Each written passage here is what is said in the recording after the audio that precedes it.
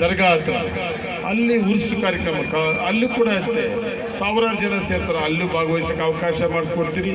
ಇನ್ನು ಮುಂದಿನ ದಿನಗಳಲ್ಲೂ ಕೂಡ ಈ ಅವಕಾಶವನ್ನು ಮುಂದುವರಿಸಿರಿ ಅಂತೇಳಿ ಹೇಳ್ತಾ, ವಿಶೇಷವಾಗಿ ಕವಾಲಿ ತುಂಬ ಅದ್ಭುತವಾಗಿದೆ.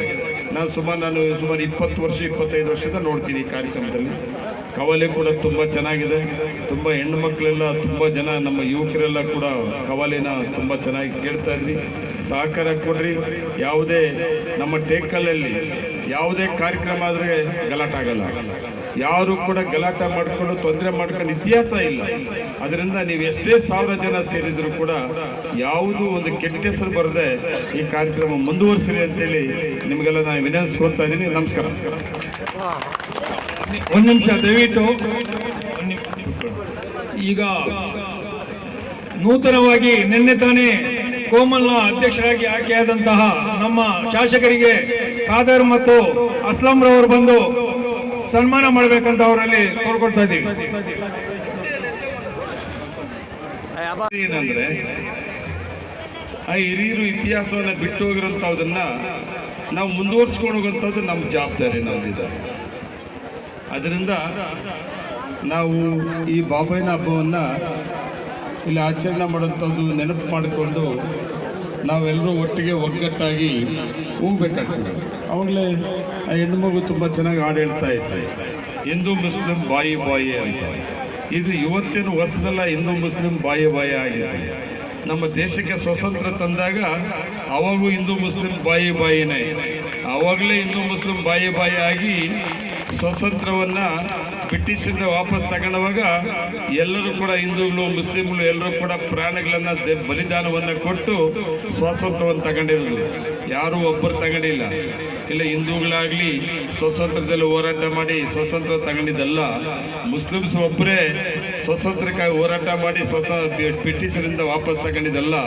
ಈ ದೇಶದಲ್ಲಿ ಎಲ್ಲ ಜಾತಿ ಧರ್ಮಗಳು ಕೂಡ ಹೋರಾಟ ಮಾಡಿ ಪ್ರಾಣಗಳನ್ನು ಬಲಿದಾನ ಕೊಟ್ಟು ಈ ಸ್ವಾತಂತ್ರ್ಯವನ್ನು ತಗೊಂಡು ಈ ದೇಶದಲ್ಲಿ ಬಾಬಾ ಸಾಹೇಬ್ ಅಂಬೇಡ್ಕರ್ ಕೊಟ್ಟಂಥ ಸಂವಿಧಾನ ಅಡಿಯಲ್ಲಿ ನಾವೆಲ್ಲರೂ ಕೂಡ ಹೋಗ್ತಾ ಇದ್ದೀವಿ. ಆ ಇತಿಹಾಸವನ್ನು ನಾವು ಮುಂದುವರಿಸ್ಕೊಂಡು ಹೋಗುವಂಥ ಕೆಲಸ ಮಾಡಬೇಕು. ಅದೇ ಈ ಟೇಕಲ್ ಗ್ರಾಮದಲ್ಲಿ ನಮ್ಮ ಯುವಕರು ಹಿರಿಯರು ಇಲ್ಲದೇ ಇದ್ರು ಸಹಿತ, ಈಗಿನ ಹೊಸ ಹುಡುಗರು ಸಹಿತ ಇದನ್ನು ಮುಂದುವರಿಸ್ಕೊಂಡು ಹೋಗ್ತಾ ಇದ್ದೀವಿ. ಖುಷಿ ಆಗ್ತದೆ ನನಗೂ ಕೂಡ. ಈ ವೇದಿಕೆ MLA ಆಗೋಕ್ಕೆ ಮೊದಲಿನಿಂದ ಕೂಡ ಈ ವೇದಿಕೆ ಜಾಗ ಮಾಡಿಕೊಡ್ತಾ ಇದ್ದೀನಿ. ಟೇಕಲ್ನಲ್ಲಿ ಏನೇ ಕಾರ್ಯಕ್ರಮ ಆದರೂ ಕೂಡ ನಾನು MLA ಆದಮೇಲಲ್ಲ, ಅದಕ್ಕೆ ಮೊದಲಿಂದ ಕೂಡ ನಾನು ತಾಲೂಕ್ ಪಂಚಾಯತಿ ಮೆಂಬರು, ತಾಲೂಕ್ ಪಂಚಾಯತಿ ಪ್ರೆಸಿಡೆಂಟ್ ಆಗಿದ್ದ ಆಗ್ಲಿಂದ ಕೂಡ ಈ ಕಾರ್ಯಕ್ರಮದ ಕರೆಯೋದು. ಈ ವೇದಿಕೆ ನಮ್ಮದೇ ಇದು ಅವತ್ತಿಂದ ಇವತ್ತುವರೆಗೂ. ಬೇರೆ ಪಾರ್ಟಿಯವ್ರದ್ದಿಲ್ಲ ಇಲ್ಲಿ, BJP ಅವ್ರು ಯಾರೂ ಬರೋದೇ ಇಲ್ಲ ಇಲ್ಲಿ. ಈ ವೇದಿಕೆ ಆ ಕಾಲದಿಂದ ಇವತ್ತುವರೆಗೂ ವೇದಿಕೆ ನಮ್ಮದೇ. ಹಣೆ ಬರ ನೋಡ್ರಿ, ಆಗ್ಲಿಂದ ಈವರೆಗೂ ಕೂಡ ಈ ವೇದಿಕೆ ಆ ಬಾಬಯ್ಯ ಮತ್ತು ನಮ್ಮ ವರದಾಯ ಸ್ವಾಮಿ ಈಶ್ವರನು ಎಲ್ಲರೂ ಸೇರಿ, ತಡೆಯಪ್ಪ ನಮ್ಮ ಸ್ಥಳೀಕ ನಮ್ಮೂರ ಪಕ್ಕದ ಹುಡುಗ, ಮಾಲೂರು ತಾಲೂಕಿನ ಹುಡುಗ, ಇವನಿಗೆ ಅವಕಾಶ ಮಾಡಿಕೊಟ್ರೆ ಈ ತಾಲೂಕಿನ ಗೌರವವನ್ನು ಕಾಪಾಡ್ತಾನೆ ಅಂತೇಳಿ ನನಗೆ ಅವಕಾಶ ಮಾಡಿಕೊಟ್ಟಿದೆ. ನನ್ನ ಜನತೆ ಅಲ್ಲ ಆಗಿರ್ಬೋದು, ದೇವರಾಗಿರ್ಬೋದು, ಎಲ್ಲರೂ ಕೊಟ್ಟಂಥ ಅವಕಾಶ ನಾವು ಈ ವೇದಿಕೆಯನ್ನು ಉಳಿಸ್ಕೊಂಡು ಬರ್ತಾ ಇದ್ದೇವೆ. ಮುಂದಿನ ದಿನಗಳಲ್ಲೂ ಕೂಡ ಅಷ್ಟೇ. ಮೊದಲನೇ ಅವಧಿಯಲ್ಲಿ MLA ಮಾಡಿದಿರಿ ನಮ್ಮ ನಂಜೇಗೌಡರಪ್ಪ ಅಂತ. ನಮ್ಮ ನಂಜೇಗೌಡರು MLA ಮಾಡಿಕೊಂಡ್ರೆ ಅನುಕೂಲ ಏನಾಗ್ತದೆ ಅಂತೇಳಿ ಯೋಚನೆ ಮಾಡಿದ್ರಿ. ನಮ್ಮ ನಂಜೇಗೌಡರು MLA ಮಾಡ್ಕೊಂಡ್ರೆ ಹುಡ್ಕೊಂಡು ಬೆಂಗಳೂರಿಗೆ ಹೋಗಂಗಿಲ್ಲ. MLA ನೋಡಬೇಕಾಗಿದ್ರೆ ಶ್ರೀಮಂತರು, ಅನುಕೂಲಸ್ಥರು, ದುಡ್ಡಿರೋರು, ಕಾರ್ಯರೋರು ಬೆಂಗಳೂರಿಗೆ ಹೋಗ್ಬೇಕಾಯ್ತು MLA ನೋಡೋದಕ್ಕೆ. ಆದರೆ ನಮ್ಮ ನಂಜೇಗೌಡರು MLA ಮಾಡ್ಕೊಂಡ್ರೆ ಪ್ರತಿದಿನ ಊರಲ್ಲಿರ್ತಾನೆ, ತಾಲೂಕು ಒಳಗಡೆ ಇರ್ತಾನೆ, ಬಾ ಅಂದ್ರೆ ನಮ್ಮೂರಿಗೆ ಬರ್ತಾನೆ. ಆ ನಂಬಿಕೆ ಇಟ್ಕೊಂಡು ನನಗೆ ಅವಕಾಶ ಮಾಡಿಕೊಡ್ರಿ. ಆ ಅವಕಾಶವನ್ನು ಮೊದಲನೇ ಅವಧಿಯಲ್ಲಿ ಮುಂದುವರಿಸಿದೆ.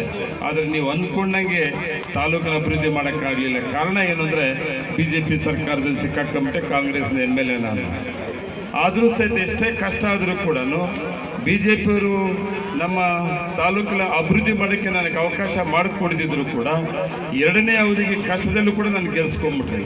ಈ ಟೇಕಲ್ ಗ್ರಾಮದಲ್ಲಿ ಅತಿ ಹೆಚ್ಚು ಲೀಡರ್ನ ಕೊಟ್ಟಂಥ ಗ್ರಾಮ ಇದು. ನನಗೆ ಅತಿ ಹೆಚ್ಚು ಲೀಡರ್ನ ಕೊಟ್ಟು ಎರಡನೇ ಅವಧಿಗೆ ಶಾಸಕರಾಗಿ ಮಾಡಿದ ಮೇಲೆ ಸರ್ಕಾರ ಸರ್ಕಾರ ಇರೋದ್ರಿಂದ ನಮ್ಮ ನಯೀಮ್ ಅವ್ರು ಹೇಳ್ತಾರೆ, ನಮ್ಮ ಪ್ರಾಧಿಕಾರದ ಅಧ್ಯಕ್ಷರು, ಸುಮಾರು 2200 ಕೋಟಿ ಮಾಲೂರು ತಾಲೂಕಿಗೆ ಮಂಜೂರಾಗಿದೆ, ಕೆಲಸಗಳನ್ನು ಪ್ರಾರಂಭ ಮಾಡ್ತಾ ಇದ್ದೀವಿ ಅಂತ. ನಿಜ ಕೂಡ.